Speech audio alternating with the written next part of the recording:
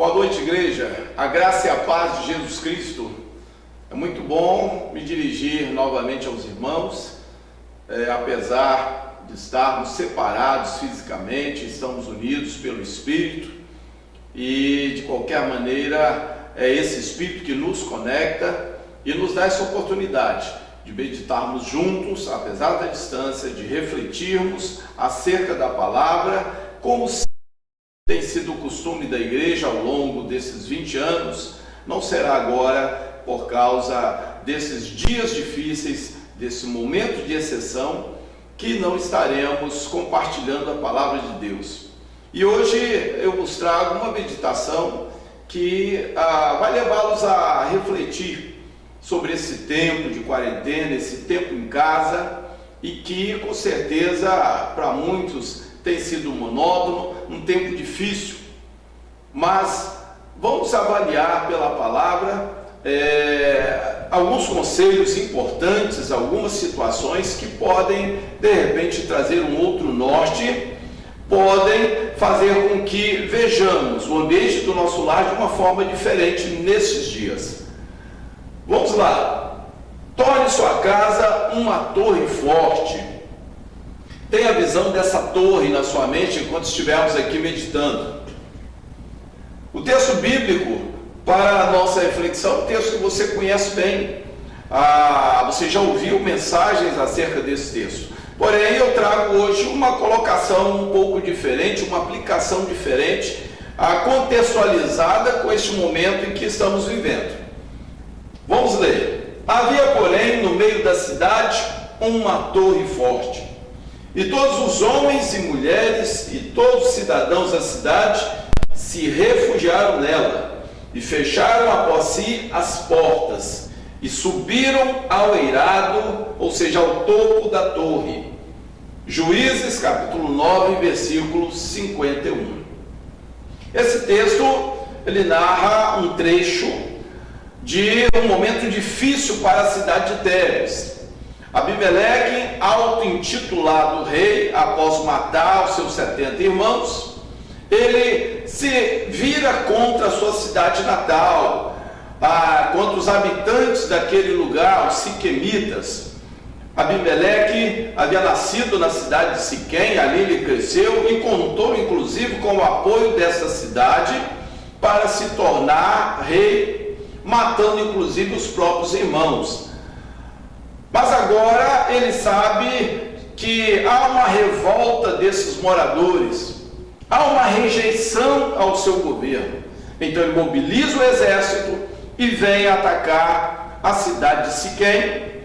O que ele obtém êxito, ele vence essa batalha, ele extermina os siquemitas daquela cidade.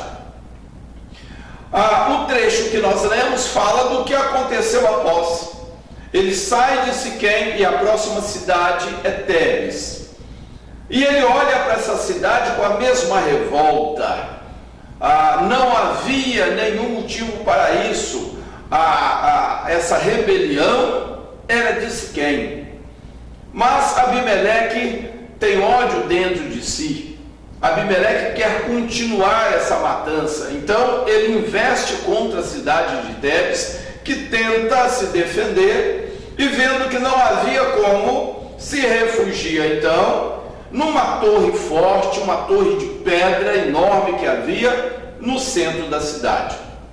E o texto que nós lemos diz que após então homens, mulheres, crianças entrarem nessa torre, trancaram, fecharam as portas após si.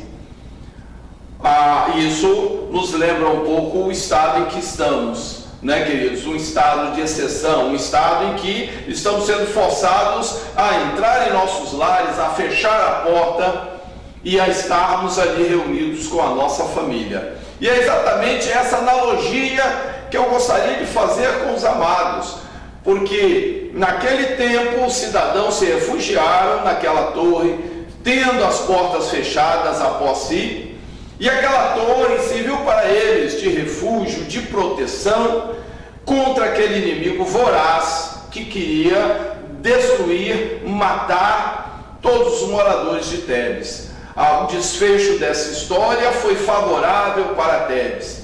porque uma mulher lá do topo da torre pegou um pedaço de uma mó, era uma pedra usada para prensar oliveiras, as azeitonas, e ali produzir o azeite.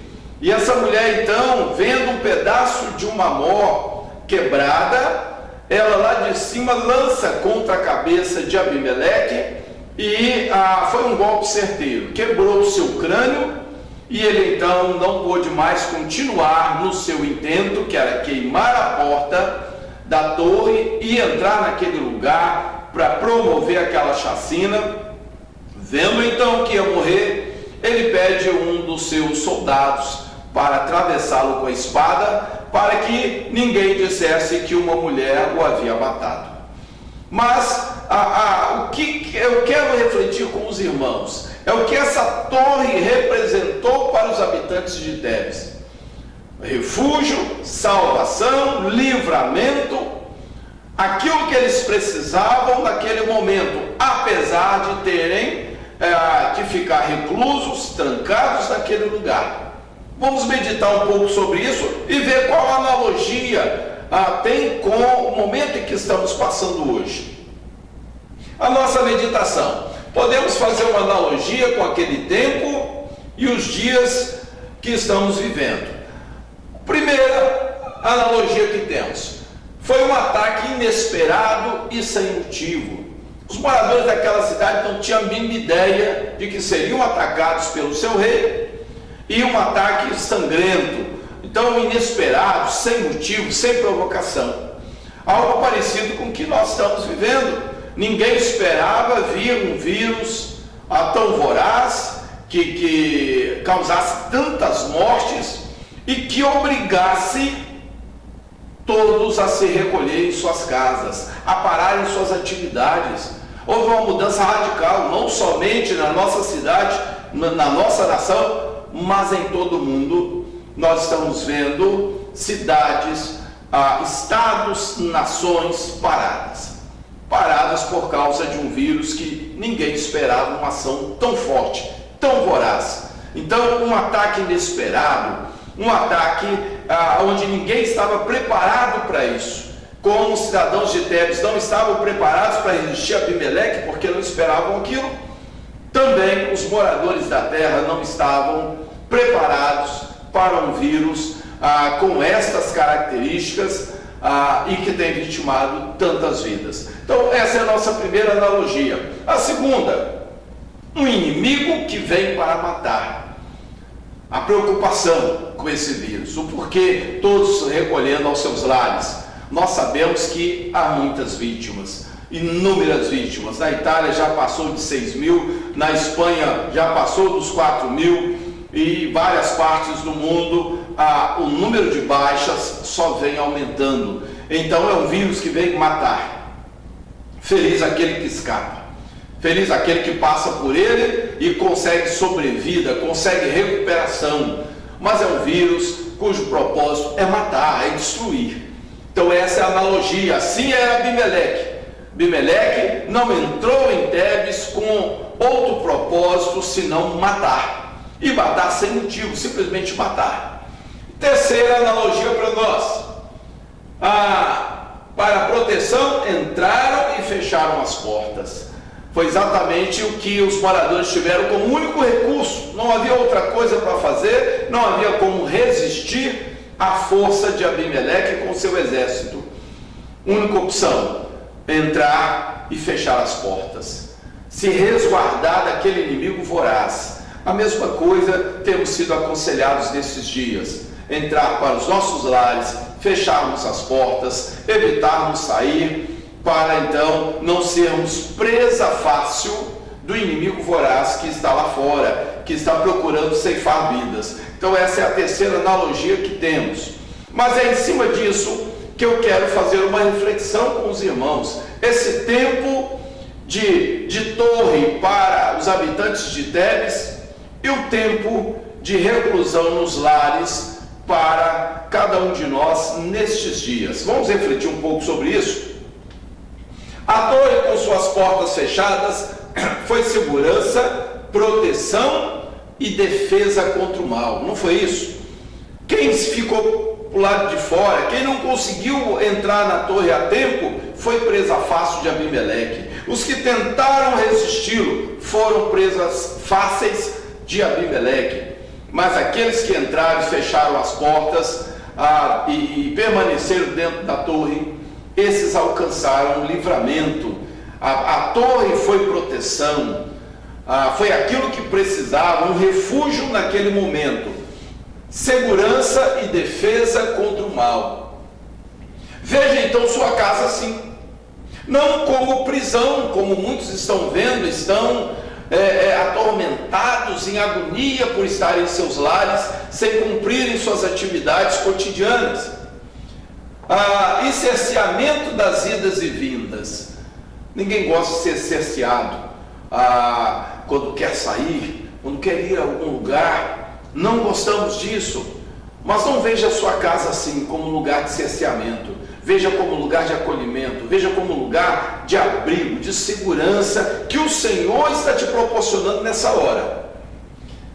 Olha lá, mas veja como lugar de segurança, proteção e defesa, sobretudo como sua igreja no momento.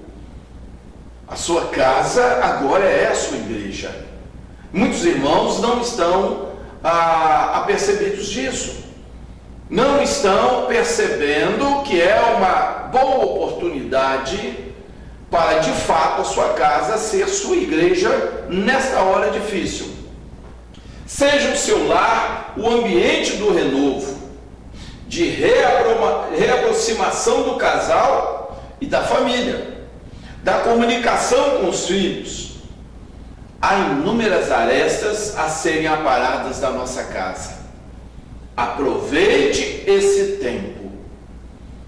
Na correria do nosso dia a dia, amados, muitas vezes há um desentendimento, há uma dificuldade de relacionamento, marido e mulher, pais e filhos, e nós não temos nem tempo para sentarmos e ajustarmos isso, porque o marido tem que trabalhar. Na maioria dos lares hoje a mulher sai para o outro lado, vai trabalhar também, os filhos vão para escolas, e muitas coisas que precisam ser ajustadas, aparadas, nós não fazemos. Nós vamos vivendo um dia após o outro. Essa é a correria da sociedade moderna. Vivemos assim, atropelados pelo tempo. Somos levados pelo tempo.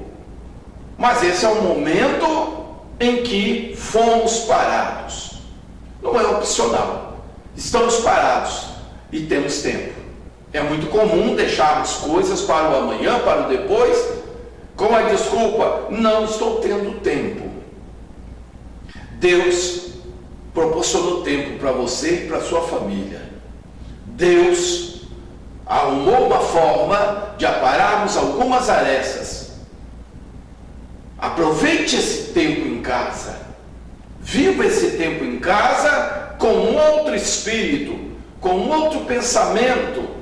Uma vez que nada podemos fazer em relação ao vírus, senão orar ao nosso Deus para que isso pare o quanto antes.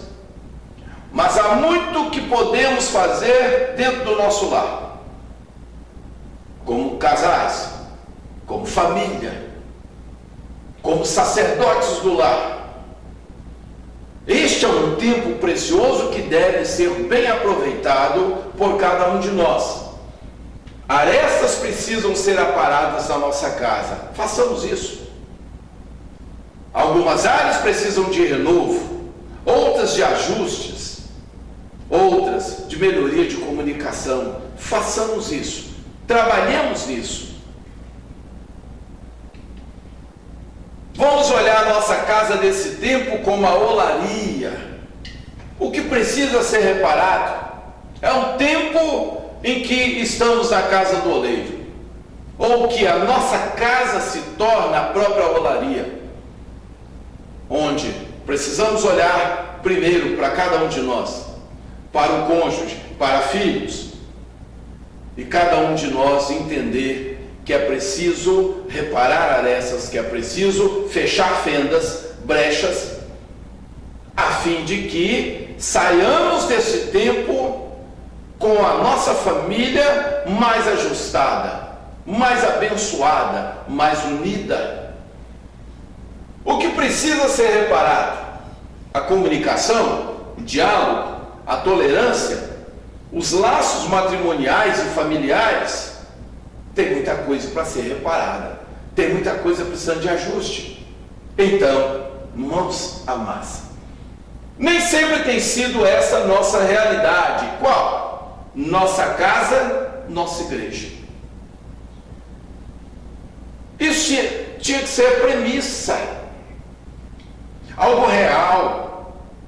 Cada casa, cada lar, uma igreja. Mas nem sempre é essa a nossa realidade. Muitos crentes hoje só pegam na Bíblia na igreja. Jamais conversam, meditam ou ensinam seus filhos em casa. Antigamente nós víamos culto no lar. E se não havia culto no lar, havia um tempo de meditação na palavra, de ensino. Os pais ensinavam os filhos, os pais meditavam com os filhos. Davi foi contra o gigante Golias, porque ele disse: meu pai Jessé me ensinou acerca do Deus de Israel, quão poderoso ele é. Mas hoje nossos filhos crescem sem saber por que você tem essa fé em Deus, por que você vai à igreja. É como se fosse um clube, um lugar de relacionamento. O que te leva à igreja é uma fé firme, inabalável num Deus que tudo pode, num Deus que age na sua vida quando você precisa. Você tem ensinado isso para ele? Você tem compartilhado com ele suas experiências com Deus? Quem é Deus na sua vida? Precisamos fazer isso. Precisamos abrir a Escritura e compartilhar a Escritura com nossos filhos, com nossa esposa, com maridos em nossa casa. Talvez por isso vejamos nas igrejas mulheres sozinhas, desacompanhadas sem o marido, maridos que não conseguem levar a esposa, pais que não conseguem levar os filhos, porque não compartilham daquilo que vivem, não compartilham as bênçãos que Deus derrama sobre suas vidas. E é impossível alguém estar plantado no reino de Deus e não ser abençoado por ele. Veja bem, quem é o sacerdote da sua casa? Não importa se é o marido ou a mulher, alguém precisa transformar o lar num ambiente de santidade. Alguém vai ter que assumir essa postura, essa posição. Paulo nos fala que o marido descrente é santificado pela mulher crente, e vice-versa. A mulher descrente é santificada pelo marido crente. Ou seja, alguém vai ter que assumir essa posição no lar, ser capaz de santificar o seu lar, apesar de não haver unanimidade ainda.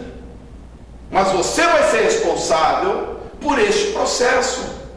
Você é um canal de comunicação, você é um instrumento de Deus para que isso ocorra, para que Deus possa transformar o seu lar, sua casa, sua família. Comece. Santidade no lar. Nós temos duas imagens aqui, aliás 3, a central também, onde a família está reunida à mesa dando graças. Cena cada vez mais difícil, mesmo em lares cristãos. Cena ainda mais difícil, família assentada meditando na Escritura. São as duas cenas que temos aqui. Meditando, os pais ensinando, compartilhando. Do lado de lá nós temos interação, nós temos estreitamento de laços familiares.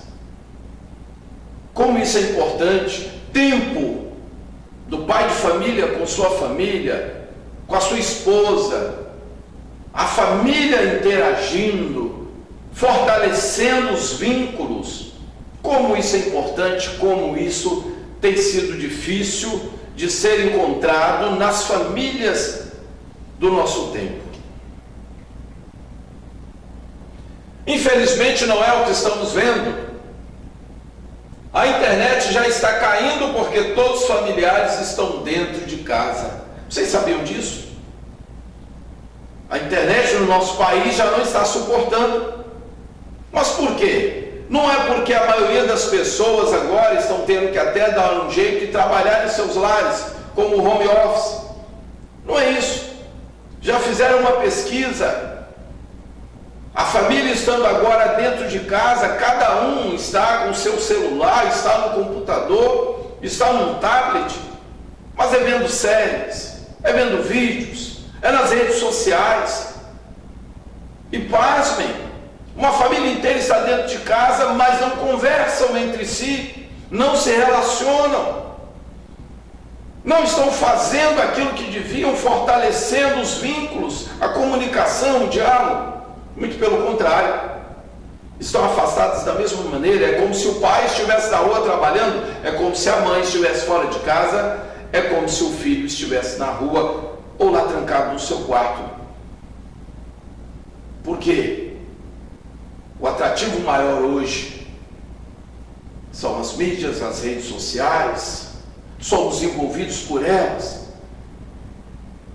mas seus valores são infimamente inferiores, insignificantes em relação aos laços matrimoniais, em relação ao nosso relacionamento como família, ao que podemos compartilhar, ao que podemos acrescentar um na vida do outro, a conversarmos e sermos uma família unida e bem ajustada. Olha que cena, ainda que num desenho. Essa é uma cena da maioria dos lares hoje. Infelizmente, cada um no seu sofá ou no mesmo sofá, um para um lado, um para o outro. Essa é a cena dos lares brasileiros hoje, irmãos. Deus não está nos dando uma oportunidade para revertermos isso, para mudarmos, para nos conhecermos. Há filhos que não conhecem bem seus pais, há pais que não conhecem bem seus filhos, porque são surpreendidos por atitudes deles. Procuram os terapeutas dos consultórios e dizem: olha, meu filho teve uma atitude que eu não reconheci, não estou reconhecendo a minha filha. Sim, vocês não interagem, vocês de fato não se conhecem. Transforme este tempo em algo proveitoso e transformador. O Espírito está dizendo isso para você. Transforme este tempo em algo proveitoso, transformador. Com certeza os moradores de Tebes saíram mais próximos e unidos daquela torre. Eles tiveram de permanecer ali um bom tempo. Eram moradores daquela cidade que muitos não se conheciam, um não sabia o nome do outro, mas o tempo que passaram dentro da torre, com medos, a mesma motivação, a mesma causa os conduziu à torre. Estavam unidos pelo medo e o desejo de se proteger e salvar suas famílias. Isso os aproximou. Isso fez com que um conhecesse o outro, com que conversassem. Eu tenho certeza que quando abriram as portas da torre, já sabiam um o nome do outro, já se conheciam. Nunca mais se veriam naquela cidade da mesma forma que antes. Algo os havia aproximado. Assim tem que ser conosco. Precisamos sair com nossa família desta quarentena assim. Diálogo e comunicação renovados. É um tempo para renovarmos isso, trabalharmos isso. Comunicação, diálogo na família. Laços familiares fortalecidos. Convivência, relacionamento, fortalece a amizade, fortalece vínculo familiar.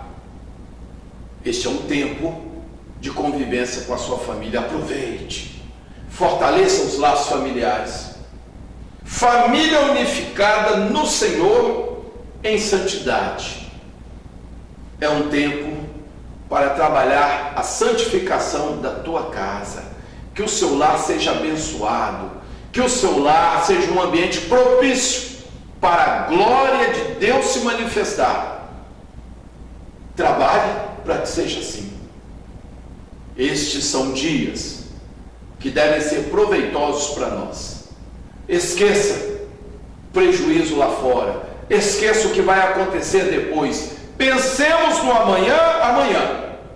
Hoje pense na sua família, hoje pense na sua casa e faça um trabalho de excelência como o Santo Espírito quer. Ele é o nosso mestre, vai nos dar a direção, vai nos dar a condição para fortalecermos nossa casa, santificarmos nossa casa, e quando abrirmos a porta e sairmos para fora, saímos como uma família diferente, saímos como pessoas diferentes. Que Deus abençoe a todos. Vamos orar? Feche os seus olhos aí onde você está, vamos falar com Deus. Pai querido, em nome de Jesus, eu clamo a Ti, ó Pai, como Teu servo, apresentando cada família, Pai, que me ouve nesta hora. Em nome de Jesus, entre em seus lares. Santo Espírito, encha cada cômodo, cada ambiente, mas sobretudo cada coração e espírito.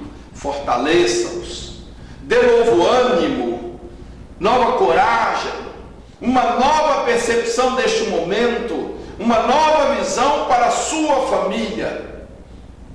Que haja empenho, Senhor, para renovar diálogo, comunicação, laços matrimoniais, amor, tolerância, cumplicidade na família e companheirismo.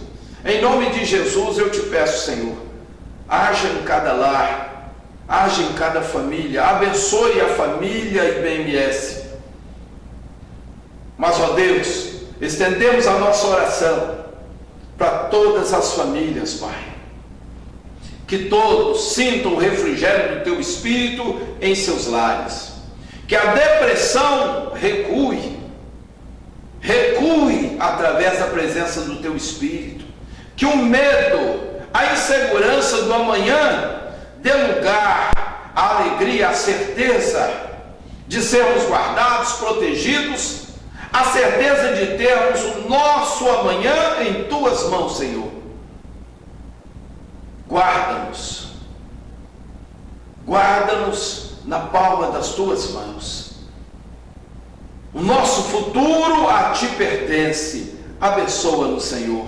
Manifesta a Tua glória em nossas vidas, em nossos lares. Nos dê sim um tempo de renovo, um tempo na olaria, um tempo de transformação no nosso lar, na nossa casa, na nossa família. Nos faça melhores. Que seja um tempo de santidade, de santificação para cada família, e que possamos sair melhores desse tempo. Que seja um tempo do trabalhar do Teu Espírito sobre cada um de nós. Deus os abençoe.